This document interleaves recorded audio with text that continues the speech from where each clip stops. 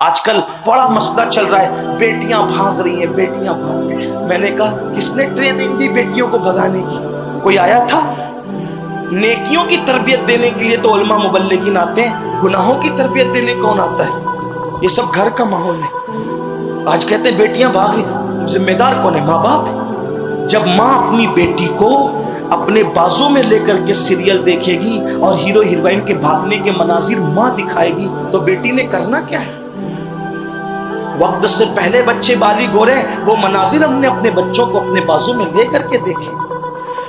فلموں نے، سیریلوں نے اور گندی فلموں نے بیڑا غرق کیا ہے معاشرے کا۔ کل تک کے بچیاں شادی ہونے تک جو چیزیں نہیں جانتی تھی، آج کے ہمارے بچے وہ ساری چیزوں کو عبور کر گئے۔ اللہ ماشاءاللہ، یہ صورتحال ہے۔ اور اب تو اتنی بھیانک صورت ہے کہ بچیاں کوئی غربت کا بہانہ لے کر، کوئی شادی نہ ہونے کا بہانہ لے کر، کوئی زیور اور کوئی موبائل اور کوئی پتہ نہیں کیا کیا چیزوں کا بہانہ لے کر، اب تو مسلمان اب کسی دوسرے کے ہاتھ میں بھی ہاتھ دے کر کے بعض بچیاں جا رہی ہیں۔ حالانکہ لوگ پروپیگنڈا زیادہ کر رہے ہیں کہ جا رہی ہیں۔ میں نے کہا ہمیں بھی تو فہرست دکھاؤ کتنی گئی، چند گئی، لیکن آپ نے رائے کو پربت بنایا، رائے کو پہاڑ بنایا۔ یاد رکھنا، اب بھی پوری دنیا میں سب سے زیادہ باغیرت اگر کسی کی بیٹیاں ہیں تو مسلمانوں کی بیٹیاں ہیں، باحیا کسی کی بیٹیاں ہیں تو مسلمانوں کی بیٹیاں ہیں۔ لیکن بہرحال حادثات چند تو ہوئے ہیں کہ مسلمانوں کی بیٹیوں نے کسی اور کا بے غیرت کا ہاتھ پکڑا۔ میرے آقا علیہ السلام کے پیارے دیوانوں، یہ کیوں ہوا؟ گھر کے اندر فلم کا ماحول، گھر کے اندر جو وہ مغرب کا ماحول، گھر کے اندر عریانیت کا ماحول، گھر کے اندر بے پردگی کا ماحول۔ حیرت ہے، آج ایک بھائی اپنی بہن کو بے پردہ لے کر کے چلا جاتا ہے باہر، ایک باپ اپنی بیٹی کو بے پردہ لے کے گھومتا ہے، ایک شوہر اپنی بیوی کو بے پردہ لے کے گھومتا ہے۔ باغوں کی سیر بے پردہ ہو رہی ہے، پہاڑوں کی سیر بے پردہ ہو رہی ہے۔ سن لو، اللہ اکبر، میرے آقا، ہم سب کے آقا غیب دا نبی صلی اللہ علیہ وآلہ وسلم نے فرمایا، جنت کے دروازے پر یہ عبارت لکھی ہوئی ہے کہ اللہ نے جنت دیوسوں کے لیے حرام کر رکھی ہے، جنت دیوس کے لیے حرام ہے، حرام۔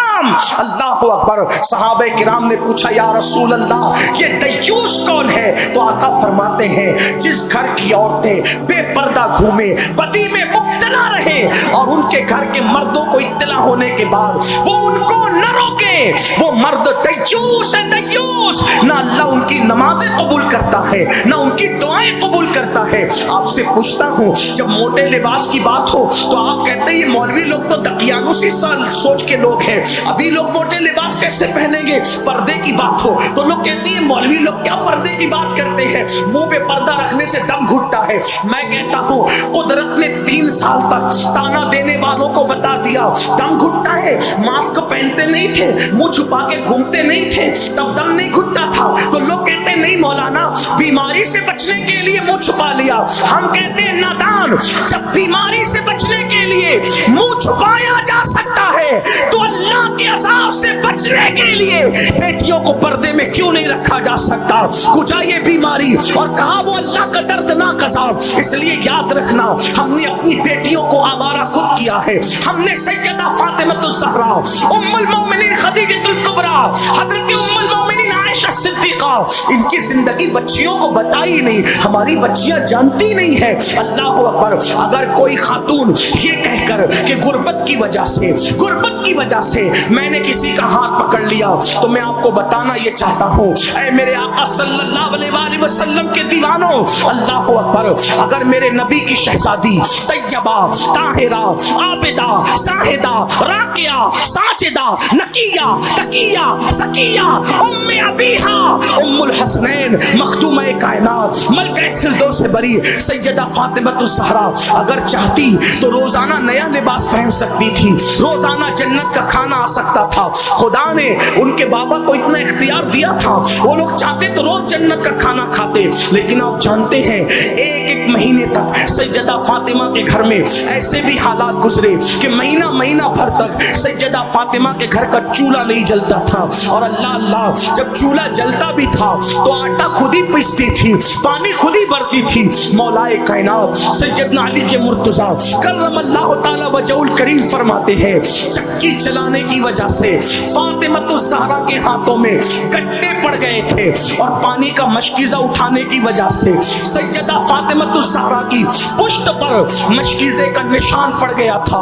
آپ جانتے ہیں میرے نبی کی شہزادی، ہم سب کے آقا و مولا مصطفیٰ جان رحمت کی سب سے چہیتی بیٹی سیدہ فاطمہ نے ایک دن وہ بھی دیکھا کہ ان کے دوپٹے میں جب پیون لگانے کی باری آئی تو گھر میں پیون لگانے کے لیے پیون کا کپڑا بھی موجود نہ تھا۔ تو سیدہ فاطمہ الزہرا نے جب پیون کا کپڑا بھی نہ ملا تو اونٹ کے چمڑے کا پیون اپنے دوپٹے میں لگایا۔ اللہ اکبر! آج جو لوگ دنیا میں بھیک مانگتے ہیں ان کی بیٹیوں کے دوپٹوں میں بھی چمڑے کا پیون نہیں ہے، لیکن مالک جنت، مالک کوثر، مالک کونین کی شہزادی، ان کے دوپٹے میں ایک پیون اونٹ کے چمڑے کا ہے۔ آخر پوچھنا چاہتا ہوں یہ فقر و فاقہ کی زندگی کیوں تھی؟ کیوں تھی؟ اس کی وجہ سیدہ فاطمہ اور نبی کے گھر والوں نے اس شان کی زندگی کو گزار کر ہماری غربت پر اپنی سنت کا پردہ ڈال دیا ہے کہ اگر کسی کے گھر میں مہینے بھر چولہا نہیں جلے گا تو کوئی یہ نہیں کہے گا کہ اس کے گھر میں چولہا نہیں جلتا یہ نکما ہے، بلکہ جس کے گھر میں چولہا نہیں جلے گا وہ فخر سے کہہ سکے کہ آج میں نے اپنے نبی کی سنت پر اور آل نبی کی سنت پر عمل کیا ہے۔ اگر کسی کی بیٹی کے دوپٹے میں پیون ہوگا تو لوگ اس کی غربت کا مذاق نہ اڑا سکیں گے، بلکہ اس غربت پر اللہ اکبر نبی اور آل نبی نے اپنی سنت کا پردہ ڈال دیا ہے۔ اگر پیون میں کسی کی بیٹی جائے گی تو لوگ یہ نہ کہیں گے کہ اس کی بیٹی کے پاس کپڑے نہیں ہیں، بلکہ لوگ یہ کہیں گے دیکھو اس صدی میں بھی کوئی سیدہ کی سنت پر عمل کرنے والا موجود ہے۔ اللہ اکبر! جانتے ہیں کیا ہوا؟ جب سیدہ فاطمہ الزہرا کے دوپٹے پر چمڑے کا پیون لگا